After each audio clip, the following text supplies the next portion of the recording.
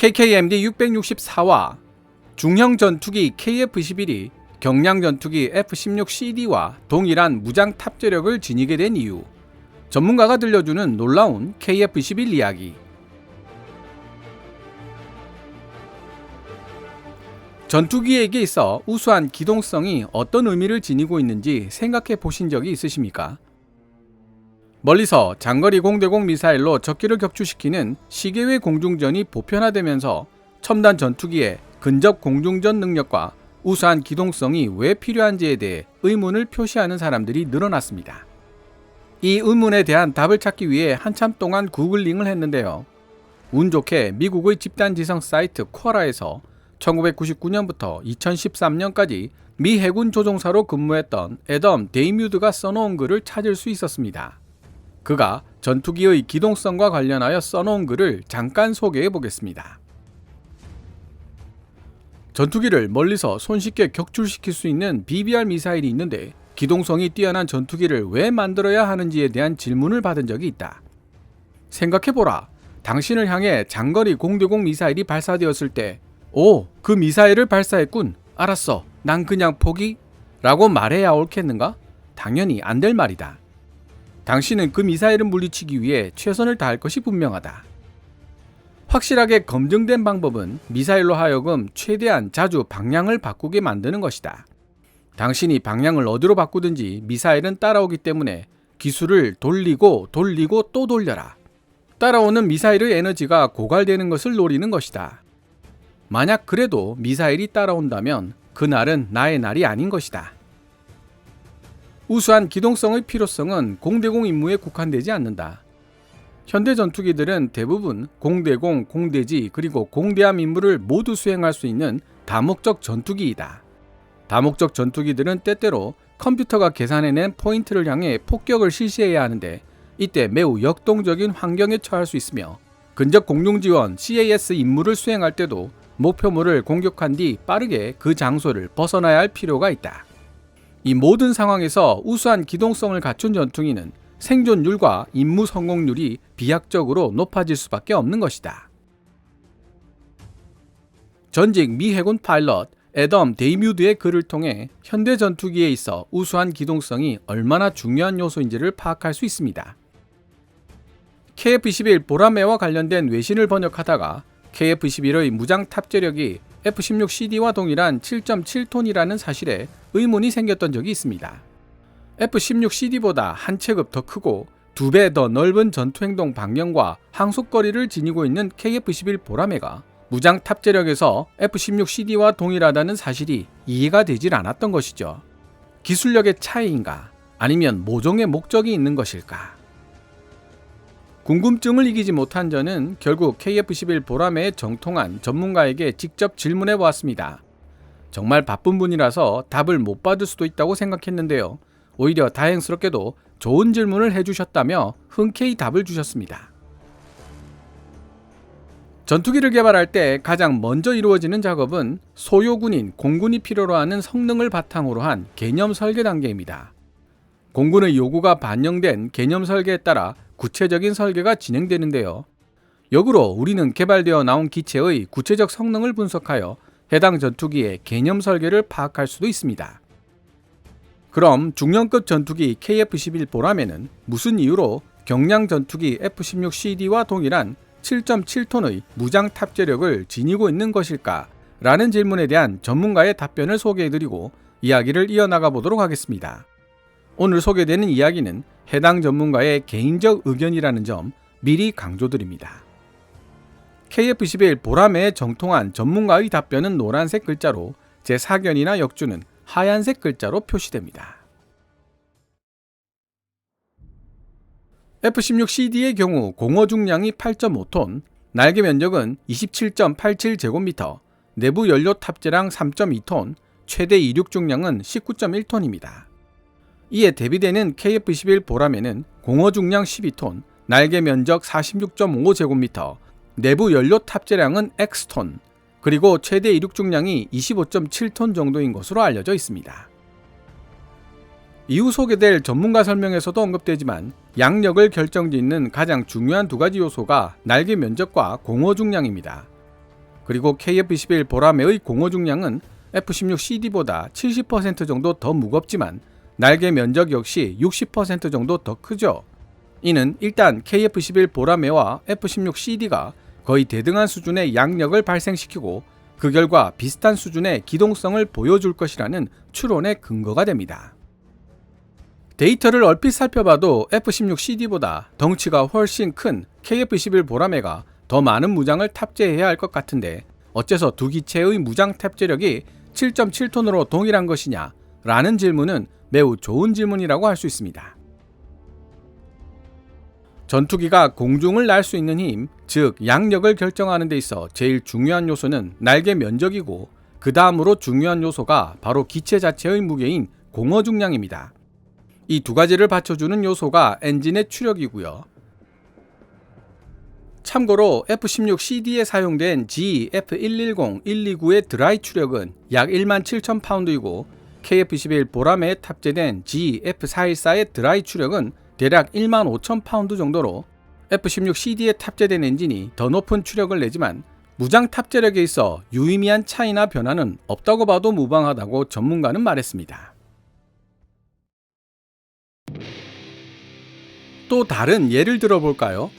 F-35 라이트닝 2의 경우 날개 면적은 42.7제곱미터로 KF-21의 날개 면적 46.5제곱미터보다 10% 정도 작습니다. F-35 라이트닝 2의 공허 중량은 13톤이기 때문에 KF-21의 공허 중량인 12톤보다 1톤 더 무겁습니다.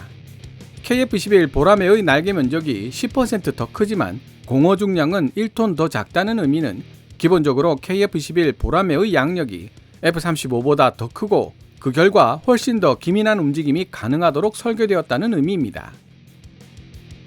그런데 이렇게 KF-21보다 기동성이 떨어지는 F-35가 8.16톤의 무장 탑재력을 지니고 있는데 반해 양력과 기동성에 여유가 있는 KF-21은 오히려 7.7톤의 무장 탑재력을 지니고 있는 것으로 알려지고 있습니다. 뭔가 이상하지 않습니까? 이 상황을 이해하기 위한 힌트는 바로 전투기가 지니고 있는 운용 설계 요구나 설계 개념이 각자 다르다는 데 있습니다. KF-21 보라매 설계자가 생각하고 있는 운용 개념은 KF-21이 지니고 있는 본래의 기동성을 해치지 않겠다는 데 있습니다. 사실 전투기의 무장 탑재력은 절대적으로 정해진 상수가 아니라 날개 면적에서 발생하는 양력과 비행 시 발생하는 중력 가속도 G가 허용하는 구조 강도 범위에서 얼마든지 조정될 수 있는 일종의 변수라고 할 수 있습니다. KF-21 보라매의 무장 탑재력이 7.7톤으로 발표되었다는 소리는 KF-21 개발 과정에서 검토된 무장 탑재량이 7.7톤이었다는 뜻일 뿐이며 그 이상 무장을 탑재하는 것도 가능하지만 굳이 뒤뚱거리며 기동성을 손상시키는 상태로 비행할 필요는 없다고 판단되었기 때문에 검토되지 않았다는 이야기입니다. 더구나 KF-21 보라매의 구조는 플러스 9G, 마이너스 3G를 견딜 수 있도록 설계되었기 때문에 상대적으로 무장 탑재력을 조정할 수 있는 여력이 많은 편입니다. 한마디 덧붙이자면 KF-21 보라매의 최대 이륙 중량이 25.7톤으로 알려져 있지만 실제로는 무게가 25.7톤을 넘어가더라도 비행할 수 있도록 설계되어 있습니다. 다만 기동성 등을 고려한 운용 설계 개념상 권장되는 최대 이륙 중량이 25.7톤이라는 의미입니다. 여기서 F-16CD와 KF-21 보라매 무장 탑재력에 대한 재미있는 사례 한 가지를 가정해 보도록 하겠습니다. 이미 설명드린 바와 같이 F-16CD와 KF-21 보라매의 무장 탑재력은 7.7톤으로 동일합니다. 여기서 F-16CD와 KF-21 보라매에 똑같이 950kg 무게의 JDAM 4발을 무장시켜 공대지 공격 임무에 투입하는 경우를 상상해 보겠습니다. 경량 전투기 F-16CD가 중형 전투기 KF-21 보라매와 동일한 수량의 무장을 탑재한 채 임무에 나설 수 있으니 F-16CD가 훨씬 더 비용 효과적일 것이라고 생각할 수도 있습니다. 하지만 경량 전투기 F-16CD의 최대 이륙 중량은 19.1톤이고 중형급 전투기 KF-21 보라매의 최대 이륙 중량은 25.7톤이라는 차이점이 있죠. 무장이 탑재되지 않은 상황이라면 서로 대등한 기동성을 선보일 수 있는 F-16CD와 KF-21이지만 한 발당 거의 1톤가량의 무게를 지닌 JDAM 4발을 장착하는 순간부터 기동성에 큰 차이가 발생하게 됩니다. 최대 이륙 중량이 19.1톤에 불과한 F-16CD는 탑재하고 있는 무장의 무게가 최대치 7.7톤에 가까워질수록 속도가 느려지고 조종관에 대한 반응도 늦어질 수밖에 없습니다. 만에 하나 F-16CD가 공대지 공격 임무를 성공하기 전에 적기를 만나게 되면 기동성을 최대로 살린 공대공 전투를 위해 나머지 공대지 무장을 버려야만 하는 경우도 얼마든지 발생할 수 있습니다. 다른 말로 설명한다면 F-16CD의 경우 공대지 무장을 잔뜩 싣고 가다가 적기와 조우하는 경우 공대지 공격 임무는 실패할 확률이 대단히 높아지게 된다는 뜻입니다. 반면에 최대 이륙 중량이 25.7톤에 달하는 KF-21 보람에는 공대지 공격 작전 수행을 위해 950kg 제이담을 4발 탑재하더라도 비행 속도나 기동성에 거의 영향을 받지 않습니다. KF-21의 경우 무장 탑재량 7.7톤은 기동성에 부정적인 영향을 주지 않는 범위 내에서 설정된 수치이기 때문입니다. KF-21은 세계 최강이라고 불리는 미티어 장거리 공대공 미사일 4발과 아이리스-T 열추적 단거리 공대공 미사일을 기본으로 장착하고 있기 때문에 공대공 전투에 대단히 유리할 뿐만 아니라 기동성 문제 때문에 일부러 공대지 무장을 버려야 할 필요도 없습니다. 즉, KF-21 보라매의 경우 편대장은 공대공 전투기동 전환에 큰 여유를 가질 수 있게 된다는 점이 커다란 운용상 특징이 될 것입니다. 중형급 전투기 KF-21 보라매의 무장 탑재력이 경량급 전투기 F-16CD와 동일한 7.7톤으로 설정된 것은 우수한 기동성을 바탕으로 한 제공권 확보로 공중전에서의 생존율을 높이고 공대지 임무 성공률도 높이는데 그 목적이 있다고 이해하시면 되겠습니다. 지금까지 KF-21 보라매의 정통한 전문가가 보내준 KF-21 보라매가 F-16CD와 동일한 수준의 무장 탑재력을 지니고 있는 이유에 대한 답변을 소개해드렸습니다. 정리를 해보면 KF-21 보라매가 F-16CD와 동일한 7.7톤의 무장 탑재력을 지니고 있는 것은 기술력이 모자라서가 아니라 우리 공군이 KF-21 보라매에게 가장 중요한 성능으로 요구했던 기동성과 임무 성공률을 최대한 확보하기 위한 선택이었다는 사실을 알 수 있습니다. 사실 근접 공중전을 설계 개념으로 삼고 있던 F-16의 초기형 F-16AB의 경우 공허 중량이 7.8톤에 불과했고 매우 뛰어난 수준의 지속 선회율과 에너지 보존 능력 및 가속 성능을 지니고 있었습니다. 하지만 시간이 흐르면서 F-16의 설계 개념은 다목적 전투기로 바뀌기 시작했고 F-16CD에 이르러서는 더 많은 공대지 무장을 탑재하기 위해 최대 이륙 중량을 2톤 이상 늘리게 됩니다. 그러나 양력에 가장 큰 영향을 미치는 날개 면적을 늘리는 설계 변경을 시도하지는 않았기 때문에 그만큼 기동성을 희생하게 되었습니다. 기동성을 잃은 전투기가 얼마나 불리한 입장에 서는지는 애덤 데이뮤드의 글과 KF-21 전문가가 예시로 들었던 상황을 통해서 알 수 있습니다.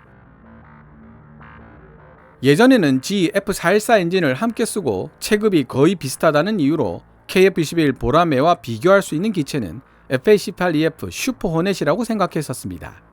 하지만 많은 외신을 읽고 전문가들로부터 설명을 듣다 보니 왜 KF-21 보라매를 스텔시한 슈퍼 F-16이라고 부르는지 조금씩 이해하게 되었습니다. 외신들은 FA-50을 F-16의 수많은 파생형들 중 하나로 인식하고 있습니다. 사실 그렇게 틀린 이야기도 아니고요. FA-50을 개발했던 당시 F-16의 유전자와 기술들이 대거 투입되었다는 사실은 부인할 수 없습니다. 그리고 KF-21 보라매는 FA-50을 개발하면서 습득한 기술과 경험을 통해 만들어진 전투기이고요. KF-16을 오랜 시간 주력 전투기로 사용해왔던 우리 공군이기 때문에 보라매에 요구했던 성능도 KF-16과 깊은 관련이 있었을 것이라는 추론도 가능합니다. 미 공군의 에이스이자 전략가 그리고 전투기 마피아로 이름을 날렸던 존 보이드에 의해 주창된 근접 공중전용 경전투기 F-16은 긴 세월을 거치며 본래의 설계 개념과는 상당히 다른 다목적 전투기로 변신해 왔습니다. 현재 블락 70, 72까지 개량되어 온 F-16은 더 이상 존 보이드가 주창했던 저렴하고 날렵한 경전투기로 보기 어려울 정도죠. 이제 F-16 본래 설계 개념의 뒤를 잇는 저렴하고 날렵한 경전투기의 계보는 오히려 한국 항공우주 산업이 만든 FA-50이 가져가고 있는 것으로 보입니다. 틀이 바뀌지 않는 이상 내용물이 바뀌는데도 한계가 있기 마련입니다. 스텔스라는 요소까지 가미해 기존의 틀을 완전히 바꾼 새로운 F-16, 그것이 어쩌면 KF-21 보라매일지도 모른다는 생각이 들었습니다. 오늘 KKMD에서 준비한 내용은 여기까지입니다. 시청자 여러분들의 좋아요와 구독 그리고 광고 시청은 KKMD의 미래를 위한 양식이 됩니다. 후원 멤버 및 슈퍼땡스로 후원해주시는 고마운 분들의 댓글은 항상 감사한 마음으로 챙겨 읽고 있습니다. 방송되었던 내용들은 KKMD 공식 블로그에서도 만나보실 수 있으니 구글이나 네이버 검색창에서 KKMD를 검색해 보시기 바랍니다. 지금까지 시청해 주셔서 감사합니다. Kevin's Military Channel KKMD